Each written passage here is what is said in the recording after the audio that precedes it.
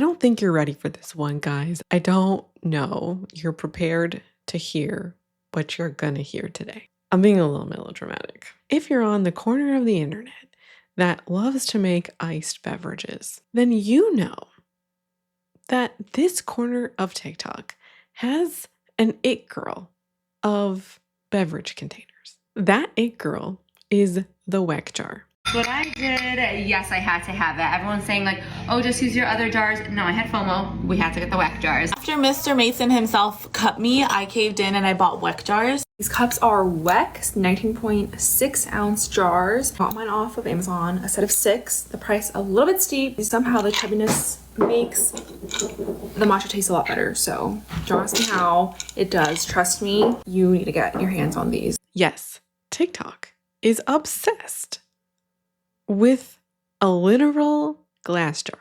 In this video, we'll talk about why TikTok loves the weck jar, because it's not like an unsubstantiated zero reason for the weck jar. So we'll talk about why they like it. We'll talk about when and why aesthetics become a problem. We'll also talk about when sustainably driven things can become unsustainable. That's probably like the smallest discussion of today's video. Let me just tell you some things right off the bat. Number one, I get it and I don't get it. Okay, the weck jars are aesthetic and they're nice, but they're also just a jar. Aesthetics are so deeply driven into this video or into the weck jars that we'll be having more of a discussion on that kind of generally today. Let's talk about what a weck jar is. Weck jars are a glass jar. That's all they are. They're jars. They're made by this German company that's been making them since 1900. The original or main use for these jars are things like canning and pickling, of course, food storage because they are a jar.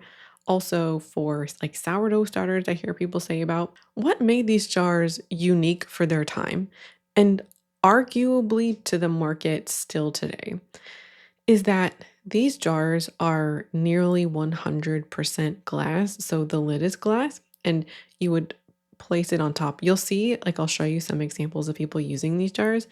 They have a rubber gasket underneath the lid that you can place the lid on top, and then it comes with these detachable metal clips, and then you clip them on either side, and then they become like airtight. This was novel for its time because the alternatives included metal, typically like a metal lid or a metal like screw top, not on the lid, but sometimes like on the outside.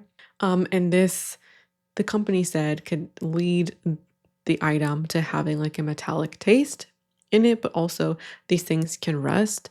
And so having a more substantial part of this be glass with, like, in addition, replaceable parts. So you can replace the rubber gasket as well as the metal clips.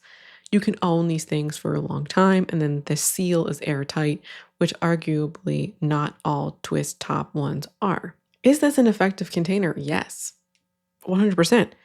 If you do need a food storage container or you have purposes or uses for this thing, they're seemingly great. I've never used them. So I can't speak to quality or like what it's like to use them. And I think as well, like the company did think about sustainability given the like replacement parts, and it is a sustainable food storage system. Other than using what you already have as being probably like sustainable thing number one, the next most sustainable thing would probably be like an all glass container.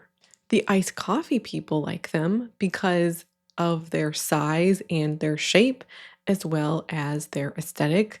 And you'll see examples of the jar. There are many different sizes of the jars available, but there's a few distinct sizes that you see the most often online.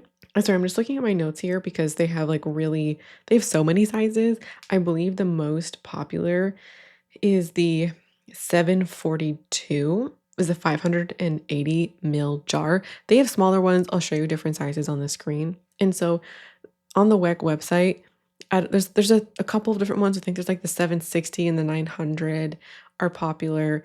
Of those three, I believe the cheapest is $35 for a pack of 6, and then the more expensive is $39 or $40 for a pack of 6, like the larger size. I'm going to show you a bunch of, clips throughout people making their coffees with these things. And the overwhelming content using these jars are people making iced coffee or iced matcha recipes with these things. So there'll be like an intro of describing the beverage like a sea salt caramel latte, and then they'll make it in the weck jar. That's a lot of content. There's like a few creators specifically that show this a lot. One of them is a matcha creator. 2 of them are iced coffee creators, and you see them quite a bit. And they're just making their coffee every day in these weck jars. And so I feel like the bulk of the content, the focus is on the coffee or the recipe for the coffee. And yeah, like today's video is not about like overconsumption on iced coffee TikTok. Like it exists, like right, all these people are linking their coffee bars and stuff like that. We'll talk a little bit about that in a little bit. But I think overall, people are sharing their coffee recipes, which is kind of a nice thing. Can you overconsume? For sure, but like not the time and place. I mention this to say that these creators own their jars and are using them, which I love to see. And sometimes when I make these videos, we're not actually seeing people use their stuff. We're seeing people buy stuff and haul stuff and declutter stuff, but we don't see as much content of people using their stuff. So I am loving that these creators are using these things that they bought. Like that should be the bare minimum of the stuff that we buy, because overconsumption is overconsumption. We're not seeing a lot of the use what you have. We're not seeing people use what they have. While that is the probably largest portion of the content, we are also seeing people specifically like promote these. Like there's this showing their collections or talking about how they love the weck jar for the iced coffee. Like it's an explicit mention or reference. We're seeing people link them in their storefronts on Amazon, where I think they're a little bit more expensive on Amazon. Rapid fire, let's answer questions about my coffees. Let's start with the most asked question, and that's about my cups. These ones are my weck jars. This one I haven't used as much on videos just because it's a smaller one. This is like my midday coffee. These are the most common ones that I use. These are the 0.5 liters. I do get them on Amazon, but you can get them at Magnolia or the weck jar website direct. These cups are weck jars. They're also from Amazon. I'm using these over a mason jar because they fit perfectly under the espresso machine. These are the weck jars by Ballerina Farm. They come as a 2-pack. They are so nice and thick, great quality. They keep my matcha latte nice and cold. They also come with a glass lid, so I use them as food storage. And then the little pins, 10 out of 10 would recommend these for the best iced matcha latte. If you want to grab these, I'll link them for you down below. But we're also seeing people who are influencers or maybe like really small creators who have been influenced and are talking about, I caved and I bought the weck jars, or like I just had to try it for myself. I finally caved and I got myself a pair of weck jars. I've been wanting to try these out for a while now for my lattes and also to try and start up my sourdough again. I never pulled the trigger, and I think my For You page was working overtime a little bit trying to get me to buy these. Eventually, I just had to get them. I did see a post of somebody who was refreshing all of their containers and then did it with weck jars. I was going to replace all my mason jars, and I actually came across this brand called weck jars. So you may be asking, Shauna, what's the problem here? Like, where's the beef? Anybody else think about that commercial? Where's the beef? Okay. The problem isn't the jar, as I've already mentioned. It's not a problem to like them, to use them, or specifically to buy them for your iced coffee.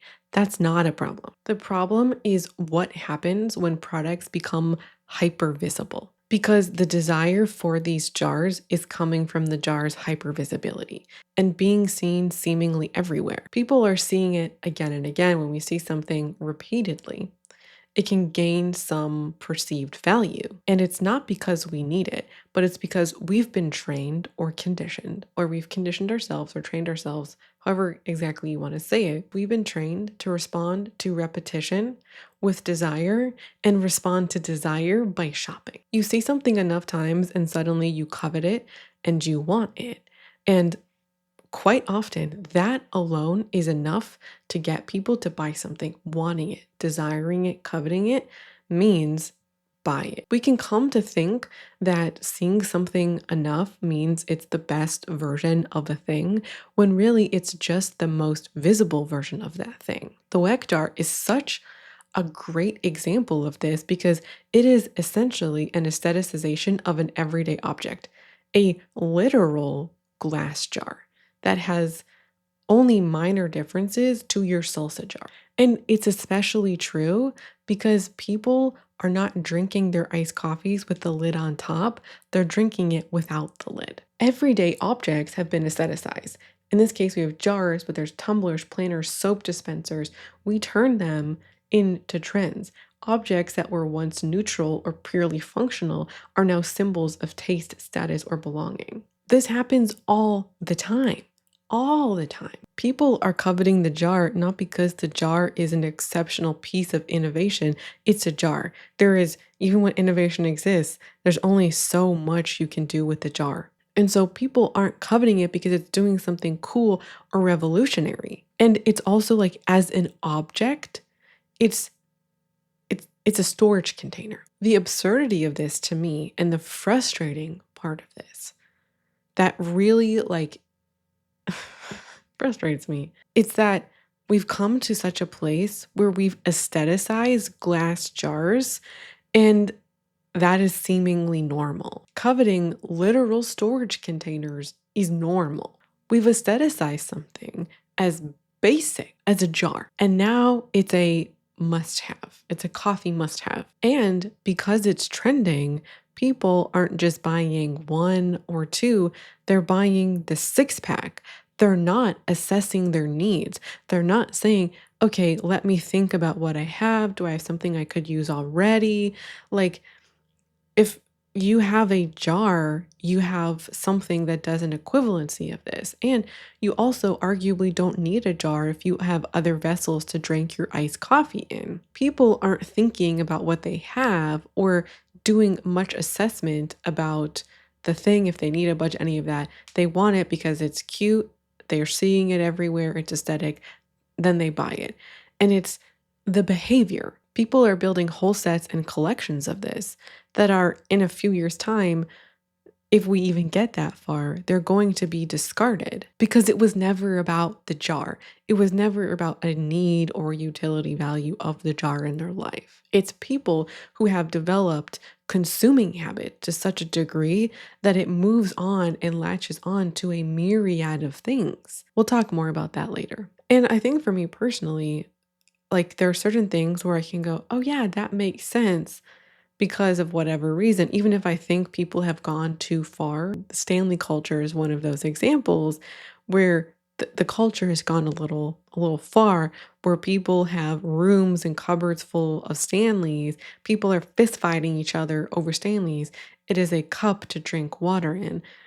Arguably more innovation than a glass jar, but we have aestheticized and coveted everyday items. And sometimes we don't see the absurdity of that, or how the culture or we ourselves go too far in our coveting and our buying because we are so deep in that culture, or we are so deep in that behavior. But when something outside of that, or something that's not in your culture, or something that just feels, I don't know, like, to me, that the jar is so basic, it's a jar, it helps to illuminate all the other kinds of ways this happens, in ways that, because it's been happening for so long, sometimes I lose sight of a trend that happened a few years ago, or maybe you lose sight of all the things that you've done this with or you've seen online.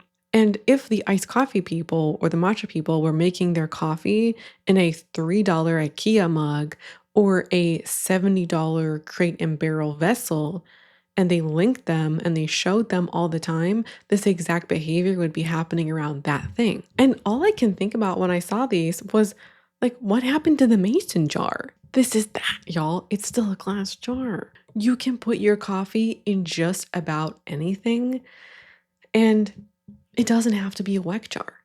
It could be anything. And I bet you 6 months down the line, a year from now, you will forget all about the weck jar and go back to using whatever it is you were using. Or maybe Coffee Talk will have moved on by then to another vessel. I don't know. Maybe you love it and you use it forever. All I'm saying is that it's a jar, and like, don't let TikTok tell you that you need this specific jar to have the best iced coffee of your life, because we've lost sight of the fact it's a literal glass jar. There are so many of those other things out there. There's so many options. You can even go to the thrift store or empty out your pasta container or your whatever. You have a cool container that you purchased, finish it, and there's your jar. We just want this jar because we've seen it a million times on TikTok, and because TikTok has aestheticized it. And also, you're just a reminder, your iced coffee can go into so many vessels. And before you buy it, do you actually care that much about iced coffee and that it should be drunk in this specific vessel? Or is this like you've been watching a lot of this TikTok at one time and now it's like on your radar? Did you care about the vessel or what you were drinking before? Was it a problem for you? Did it create like an actual problem? Was it not big enough? Was it not tall enough or wide enough? Or were you perfectly happy or not thinking about your iced coffee setup until you saw this? Had to say it. Okay, let's watch some TikToks. What I did, yes, I had to have it. Everyone's saying like, oh, just use your other jars. No, I had FOMO. We had to get the weck jars. Let's make an iced coffee right this second. Ice. I would make a fancy iced coffee, but I don't feel like it, so we're doing this. Woo! A lot of coffee. Creamer. Poison one. This coffee's the size of my head. Do we need this? Probably not. Next time I'll make like a fancy espresso coffee, but we're just using what we got today, all right? 2 pumps of vanilla, heavy cream. Hairbrush. Make a good hairbrush. How do I still manage to overfill this? Coffee the size of our head? Because I had FOMO. Fear of missing out on a jar. Miss Ma'am, like, you already had a jar. You already had a jar. This is classic what I'm talking about, of people seeing the things that seeing the jar on TikTok, wanting it because they're seeing it so much. She has the mason jar. The lid, yeah, it's a slightly different shape. I could hear some arguments about ice cubes, but like, is it really that different? It's videos like this that are feeding into the hype. I had to try it. What specifically are you trying because it's a glass jar? This, like, I'm being sincere here. I don't understand what we're trying because we're trying a jar. You already have experience with glass jars. You just want to participate in this cultural moment, I feel like, is why we bought it. Okay, we're going to now watch 2 TikToks from the same creator. The first TikTok we're going to watch is her talking about buying the weck jar, and it got over 2 million views. And then somebody made a comment on that video and she responds to it. So let's watch the first part now. You have no idea how much people try to gatekeep this cup. This is a wreck jar. This is the one that I use for coffee. It's literally the perfect size to make the perfect proportioned coffee ever. You have no idea how long it took me to find this jar. Slightly embarrassing. But anyways, it's the one that they use to like make sourdough. It's called like a wreck mold jar. I don't know what size it is. I do have this linked, obviously, in my Amazon storefront under coffee. It like should be the very first one. This is the exact size that I have. I don't know which size I got, but it does come with a lid. I don't use the lid, but you can use that for that. So you could also use this for like leftovers. So okay, yeah, it's so a she wreck jar. says, you have no idea how long I've been searching for these jars. People are gatekeeping them. I didn't really see that, to be honest. I'm not going to invalidate her experience. There were lots of people linking it in their storefront, lots of people talking about it. And obviously, she says, obviously, she has hers linked in the storefront. I checked hers out. She has the 540 ml coffee. She also says she doesn't use the jar. So it being a jar with a lid has no bearing to her, especially as she's saying like, yeah, you could use it as a leftover. It doesn't actually sound like that's the case. This being a jar is not necessary to have her perfectly proportioned iced coffee. You just need a mug that's big enough. And if this is you, do you have a mug or a vessel that is big enough for your iced coffee? If you only have small mugs, sure, maybe it makes sense. You know, you want something bigger because you're a coffee drinker. I get it in that respect. And I will say that sometimes you don't want to drink your iced coffee out of like a thing like this, although you absolutely could, and it doesn't really have any bearing. Like, you could still put a straw in here, right? But people are just more used to drinking iced beverages out of clear containers, despite drinking hot beverages that also contain milk that you also want to see in a solid container, like an opaque container. But people do drink iced coffee out of clear mugs. Clear mugs exist. Nespresso has a bunch that people drink their hot coffees out of. They're clear glasses or clear mugs like this. So now let's watch part 2. I think it's time to address the hate. This comment got 26,000 likes. My video didn't even get 26,000 likes. All over a jar that I put my coffee in, and I said weck instead of weck. Yes, I know I said it wrong. I was lazy and I didn't want to film the video again. But y'all were upset with me about that. Guys, I got a bigger one. Look how cute that is. So now I can make large coffees at home. Look at that. Okay, so this is a smaller one. This is the large one. These ones are sold by Ballerina Farms. Listen, these ones, they're not that expensive, guys. They're jars. And all this consumerism. And how much did you pay for this cup? Guys, I was just in Alaska. Do you know how much I paid for this mug? I'm going to give you a second. Put it in the comments. $70. If you got $70, yes, I paid $70 for this cup. Oh, wait. I bought 2 mugs while I was there. Take a second. How much did I pay for this one? $50. Yeah, $50. And these are only going to be used for coffee. These I use for leftovers, transporting food, fruit. I am allowed to like coffee in a certain cup. And in the first video, I said I like this coffee mug, the smaller one, sorry, because the proportions were great. It's because I can put a ton of ice in there. All the other mugs that I have, I can't put this much ice in there. Just so you know, I am free to buy whatever I like, whenever I like. And I like the weck jars for my coffee. I'll have a link right here for you. It says paid partnership. It is an improperly disclosed sponsorship, in my opinion, because I don't know who it's with. My guess is that it's with Ballerina Farm because it's at Ballerina Farm. Also, why properly disclosed sponsorships are important. A lot of people like Ballerina Farm. People don't like Ballerina Farm.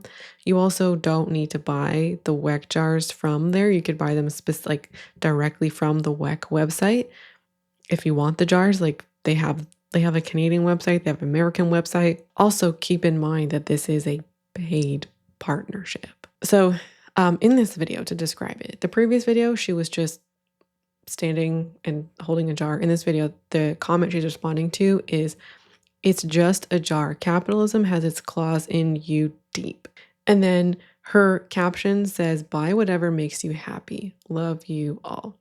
And then she shows the 2 different jars in her video. And then she also holds up two different coffee mugs with handles. So there's 3 main arguments I want to talk about here. Number 1, the jars aren't that expensive. Number 2, I'm allowed to like coffee in whatever jar I want. And number 3, I'm allowed to buy what I like. So the first argument about they're not that expensive misses the point entirely, in my opinion. The criticism or critique was never really about the price of these. Like, as far as glassware goes, it's not bottom of the barrel, but it's not up there. The problem people are criticizing is the behavior. The weck jar is case in point that TikTok can aestheticize almost anything. And if it's shown often enough, that is, I guess, enough to get people to aestheticize them, covet them, and desire them. And it kind of feels like TikTok can show anything and people will go and buy it. That's some of the thing about this, and that people are kind of losing their minds over what is ostensibly a glass jar. People want the thing because it's popular and because of the repeat exposure. And then people go out and buy this thing because they want it and they covet it, and it's that emotionally driven consumption without ever assessing their needs.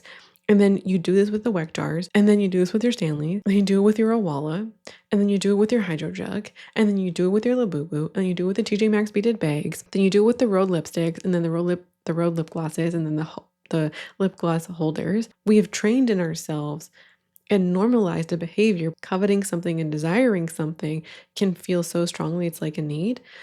And that is why we buy it. Feeding into that as well is that these things are emotionally driven. Our logic and our rational brains are clouded with their heightened emotional state. And then people go and buy out of the state and they're so excited and they share it and they haul it and they repeat that behavior. And that behavior is normalized on TikTok. And that is how, or part of the equation of why people keep shopping in this manner and then promoting this specific habit online. If you want to hear more about this, you can watch Sunday's video, specifically section 2. In that video, I talk about like emotionally charged or emotionally driven spending. It is so crucial that we learn to be able to like something and think it's aesthetic and not buy it. That is a skill or a habit that I think a lot of people would really benefit from. And liking something, thinking it's aesthetic or cute, is not reason enough in a lot of cases to buy it. Not learning to do this or just buying things because they're aesthetic and cute and letting our desire drive our consumption is how we end up spending thousands of dollars or hundreds of dollars on things we didn't like, don't use, don't want. Or we end up with a house full of stuff we don't like, don't use, don't want. Point 2, I'm allowed to like my coffee in whatever vessel I like. True. You're allowed to like your coffee in here. You're allowed to find that this vessel is the best for your iced coffee. 100% valid. The question really is though, where did your desire come from?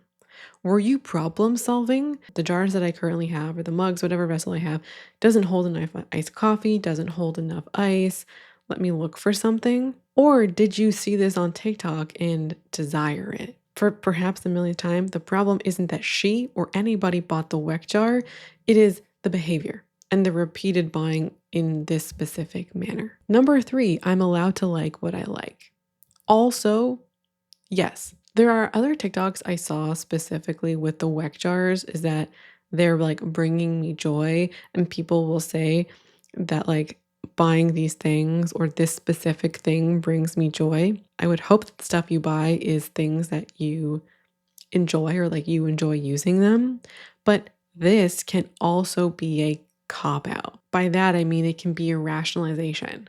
You can say just about anything brings you joy. And we can use that as an excuse to justify buying more things. It's also often used interchangeably with this thing is aesthetic, or I'm coveting this thing, or I'm desiring this thing. Not always, but something bringing you joy doesn't actually mean you can afford it mentally, physically, financially. If your cupboards are full of mugs and cups, you don't physically have the room for that. So what are you going to do? Go declutter your mug section, go buy some more, and then after that, go declutter those because you're sick of them and then go buy some more. You know what I mean? And when we're shown all of these cute aesthetic things to want, like it's not just the weck jar, as I hope that this video has shown. There's so many things to want. There's always something new to want. And when we establish these behaviors that are emotionally driven or that are impulse driven, where we indulge our whims and our wants, we're allowing the shopping to drive our money instead of us or our goals. Because maybe you make a great income and maybe you're not in debt. But if you're buying all of the things that you're seeing online because they're cute and aesthetic, you might not be going into debt. But is that really how you want to spend your money? In some cases, yes. In some cases, no. But a lot of people, specifically in this community, have other goals besides buying the cute things, homes or retirement or school or a vacation or something. It doesn't always have to be saving. Those are just examples, but we sacrifice things that are important to us, whatever that important thing is. We sacrifice that when we buy things impulsively or we didn't intend to, when we don't have control of how we shop. We sacrifice what is most important to us. Let's watch one more TikTok before we close out. As an avid jar collector, I love hearing people talk about not buying weck jars. With so much respect, I really don't think you need to. This came with jam, fruit spread. This came empty. I have to fill this myself. I think if you're buying these jars, weck jars, for making coffee, I say this with only peace and love, you don't need to. You really don't need to. The purpose of these jars is like canning, pickling, sourdough, all of which you can also do in jars that you purchase that come filled with stuff. If you're purchasing these jars for the express purpose of making a coffee, for the same price, buy a jar of jam. Additionally, if you're buying this for coffee and you want to put a lid on it and you want to take it with you somewhere, these come with these glass lids with silicone seals. Then have to seal these little hooks. These little guys, they go on like this, they go on like this. It is just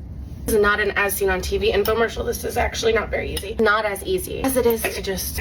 I'll show you my qualifications. I'll show you. In here are my jars. You'll see occasionally true cup. I bought that, that's a cup. I bought that, that's a cup. It's also a cup. I will say, I have some of these little tulip-sized weck jars. I do really like these. You can put like just the right amount of yogurt in here. So I really do like these. You can buy small batches of condiments or go to the thrift store. Buy little mason jars. That's little mason jar I got from a thrift store. Most of what's happening in here is jars that I collected. Jars that I got that were full of things when I got them. This was jam, this was jam, this was sauce, this was sauce, this was kombucha, this was granola, this is a paste jar, this is a paste jar, this was artichoke, honey, this was apple juice, that was jam. Obviously I didn't get the label up very well. That was jam. There's pickle jars in the back, there's olive jars in the back. For the price of buying 2 or 3 of these, could also get 2 or 3 of these. Or, I know Bud Memo has gotten expensive.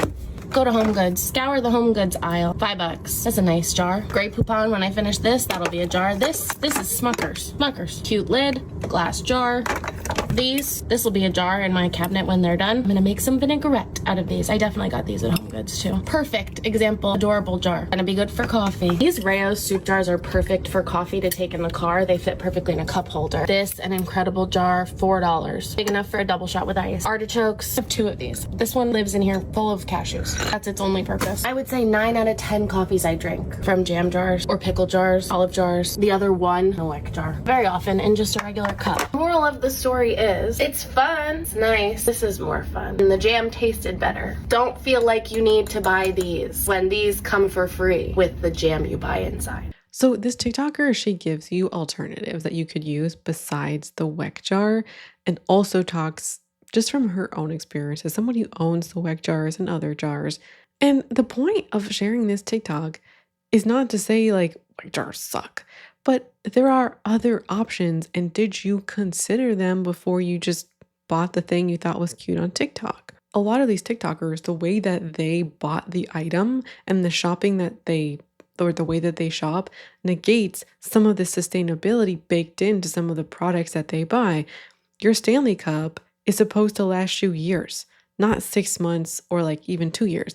I'm talking like a decade longer. Your jars also can last you decades if you don't break them, and they can be replaced. The sustainability aspect of these things are negated if you bought them because they're trends. If you're going to declutter them in a year, what happens when you're no longer riding the high of your purchase? Maybe you saw them because you're super into coffee talk right now. What happens if your interest leaves and you stop seeing them? Or what if people in the community move on to a new jar or a new vessel? Are you going to buy that too? In a lot of cases, I think these are going to end up in the thrift store. In the case of the weck jar, this item is probably going to be fine. Even if it doesn't end up in the thrift store and like you throw it in your recycling, it's majority glass, has a high likelihood of being recycled. These kinds of items in the thrift store like are generally going to be okay. But again, here it's the habit. And using as an example, the thrift store as a dumping ground for your unwanted items because you have such a high rate of consumption. In this case, the weck jar is fine, but like, what about your 12 polyester tops from Shein? What we're seeing is a cycle over and over again that can arguably be difficult to miss if you're not part of every niche community out there. I didn't know Labubus existed until people started mentioning them, and then you go in and you realize that these are thriving big communities. Coffee Talk is a big community. And lots of people in lots of communities have a similar pattern, which is seeing, wanting, buying, discarding. and of letting trends shape our habits instead of our own habits shaping what we buy. We need to get in the practice of interrogating the things that we buy when we buy them or when we want to buy them. So yes, weck jars are nice. They're great. If you have it, I hope you use it. I hope you love it. But at the end of the day, they're still just jars. And if TikTok, for whatever reason, hadn't chosen the weck jar as the vessel, whatever it had chosen instead, we would be having the conversation about today. So if you are interested in the weck jar for the coffee, I would ask you to consider what you have already. How would you use them? Could you see yourself using these for more than a year? Where is your desire for these jars coming from? And what does your track record of consumption say? The most sustainable thing we can do is to use what we have. And so in this case, well, not every case, everyone's in a different position in life, but if you have things you can use already and you're somebody trying to be sustainably minded, that's the best thing for you to do. Also, if you want to feel a little bit novel, you're like kind of maybe itching for a weck jar, maybe go through your cupboard and see what you got, see what's in there. Chances are for some people, they just want the novelty of it. And I have a salsa jar in my fridge I am eyeing. So you can finish your salsa, finish your jam, and then you have a new jar. And guess what? Novelty for free. Okay, it's not free. The cost of the jar is baked into the price when you buy it. A lot of us forget that we pay for the jar when we buy the pasta sauce or the jam or whatever it is. And if you're looking for a little novelty, you can use a jar that is impending, and maybe like waiting to finish your whatever product is in it or something in it can add to the anticipation. Okay, that's it from me. Thanks so much for watching and being here today. I hope you enjoyed this video, and I hope to see you again around here soon for another one.